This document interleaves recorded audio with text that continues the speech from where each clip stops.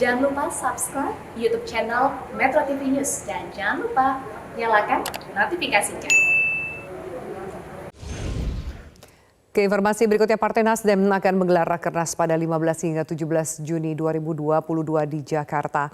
Dalam Rakernas tersebut, Partai Nasdem akan menyerahkan 3 nama calon presiden kepada Surya Paloh sebagai Ketua Umum. Ketua DPP Partai Nasdem, Willy Aditya, menjelaskan proses penjaringan 3 nama capres merupakan tindak lanjut dari arahan Ketua Umum Partai Nasdem Surya Paloh untuk mempersiapkan pemilu sedini dan sematang mungkin.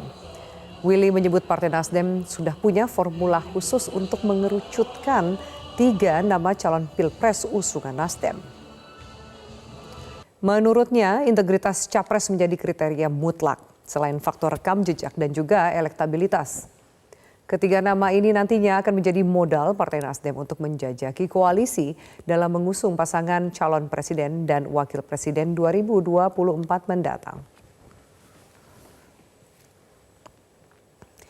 Pengamat politik menduga sejumlah nama yang populer dalam hasil survei belakangan ini akan menjadi pilihan kader Nasdem. Mulai dari Gubernur Jawa Tengah Ganjar Pranowo, Gubernur DKI Jakarta Anies Baswedan, hingga kuda hitam Jenderal TNI Andika Perkasa.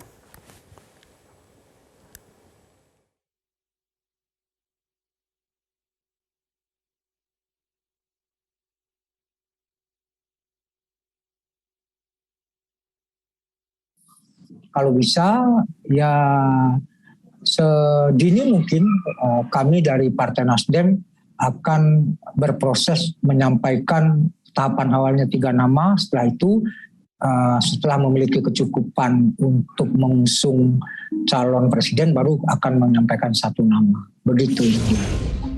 Lalu siapa capres bidikan Partai Nasdem? Kita langsung berbincang dengan Ketua DPP Partai Nasdem Willy Aditya. Bang Willy, selamat malam. Selamat malam, Afi. Salam sehat selalu. Minal aizin wal faizin.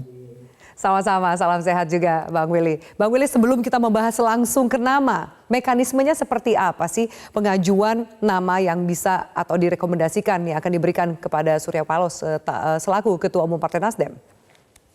Ya, pertanyaan ini sangat substansial sekaligus elementer, Afi. Inisiatif awal dari Partai Nasdem kan ingin menghelat konvensi. Karena proses demokratisasi dalam kandidasi itu sangat penting dalam kita berdemokrasi. Nah, ini menjadi exit strategi dari Partai Nasdem karena kami tidak bisa menggelar konvensi karena tiketnya belum cukup. Maka kemudian Pak Surya memerintahkan kita akan langsung to the point untuk kemudian mengusulkan 3 nama untuk sebagai capres, lalu kemudian membangun koalisi dengan 3 nama itu. Nah, mekanismenya adalah di dalam Rakernas nanti DPW yaitu representasi dari provinsi akan mengusulkan nama-nama yang kemudian diserahkan ke komisi rekomendasi untuk dikerucutkan menjadi 3 nama yang akan diserahkan kepada Pak Surya. Nah, ada pra-Rakernas biar kemudian ini tidak terlalu luas dan lebar. Ini kita bekerja sama dengan beberapa stakeholder. Pertama adalah lembaga-lembaga riset, yang kedua adalah kampus, yang ketiga adalah organisasi-organisasi kemasyarakatan. Biar kemudian prosesnya dari bawah betul sesuai dan sebangun dengan aspirasi yang berkembang di setiap daerah. Nah, dari proses itulah kemudian kita biar tidak liar, Afi, itu nanti diserahkan kepada steering committee. Lalu kemudian apa hanya akan 3 nama dan sejauh ini sambil menunggu nanti Rakernas di tanggal 15 Juni, siapa nama-nama yang sudah masuk? Boleh diberikan bocorannya, Bang Willy? Ya, sebelumnya di dalam rapat awal dari steering committee yang dipimpin oleh Kakak Prananda Paloh itu banyak usulan, kenapa tidak 5 nama, kenapa harus 3 nama.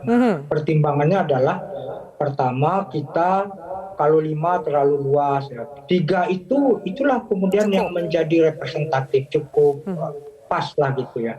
Nah, mekanisme dari 3 nama menjadi 1 nama itu tergantung dari kecocokan blok politik yang dibangun oleh Partai Nasdem. Jadi setelah nanti insya Allah tanggal 17 Juni itu diserahkan pada Pak Surya berjalan membangun blok politik untuk kemudian siapa yang paling pas di antara partai yang bersepakat ini untuk di antara 3 nama ini. Nah, siapa-siapa namanya, ya kita masih menunggu Rakernas, Afi. Karena itu yang akan diusulkan oleh teman-teman dari DPW begitu. Jadi sekarang teman-teman DPW sedang menggelar pra-Rakernas untuk siapa yang akan mereka usulkan nanti di dalam Rakernas. Oke, contohnya DPW Nasdem di Jawa Barat ini sudah mengusulkan, tapi bukan Gubernur Jawa Barat, tapi Gubernur DKI Jakarta. Tidak mengusulkan Ridwan Kamil, tapi Anies Baswedan. Itu juga nama yang sudah beredar. Apakah nanti tertujunya pada Anies atau akan ada kejutan lain di Rakernas, Bang Willy? Elemen of surprise itu sangat penting di dalam berpolitik. Nah, itu yang dijaga oleh Nasdem.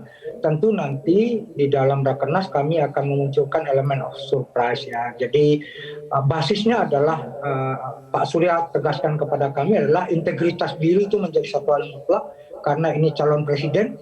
Sedini mungkin kita tidak mungkin seperti membeli kucing dalam karung, maka kemudian siapa yang akan dipilih oleh rakyat sedini mungkin harus dideklar oleh Partai Nasdem.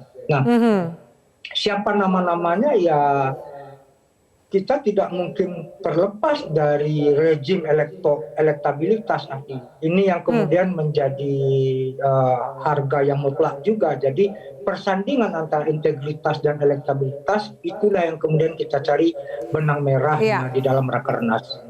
Kalau patokannya elektabilitas, survei paling tinggi hari ini adalah Ganjar. Nah, apakah kemudian itu akan masuk dan berarti jika nama Ganjar yang dipilih koalisinya kemudian besar tentu dengan PDIP. Apakah akan seperti itu strateginya? Ya, Mbak Willy? Itu suatu hal yang dinamis, Afi ya. Kita tunggu tanggal mainnya. Orang sering mengatakan Pak Surya bertangan dingin dalam proses menjadikan seseorang jadi presiden. Iya, Itu yang kemudian kami percaya betul bahwasanya nanti setelah DPP atau SC menyerahkan nama pada Pak Surya, 3 nama itu, lalu Pak Surya yang akan melakukan komunikasi politik dalam 2 ranah, kepada si kandidat sekaligus dan kepada partai pengusung capresnya. Ketika semua berfokus di nama 3 besar, terutama acuannya adalah survei, bagaimana dengan nama-nama seperti Jenderal Andika Perkasa atau bahkan Erick Thohir masuk dalam survei, masuk dalam bursa, namun tidak berada di 3 tertinggi. Apakah kemudian kansnya atau kesempatannya masih ada untuk masuk dalam 3 nama yang direkomendasikan kepada Pak Surya? Iya, tadi saya sudah gariskan, Afi. Basisnya kami mencari benang merah titik temu antara integritas dan elektabilitas. Jadi kita tentu tidak bisa membebek sepenuhnya kepada elektabilitas semata-mata ya. Jadi tentu faktor integritas itu menjadi harga mutlak ya, tidak bisa semena-mena. Nah, inilah tugas berat SC dalam proses mencari titik temu dari 2 hal itu yang kemudian nanti kami jadikan elemen of surprise. Iya.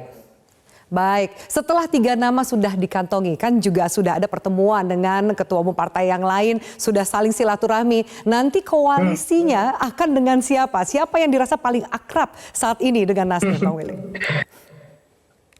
Semua partai akrab, ya, kecuali beberapa partai yang sudah mematok ketua umumnya menjadi capres, itu menjadi handicap bagi Partai Nasdem dalam menjalankan komunikasi politiknya. Ya. Afi bisa melihat bagaimana belakangan Pak Surya ketemu dengan siapa ya, baik yang dipublis atau yang tidak terpublis ya.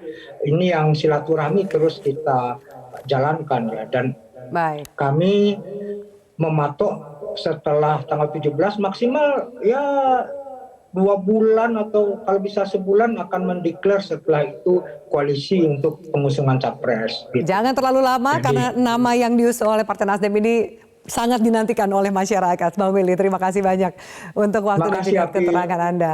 Baik, salam sehat selalu.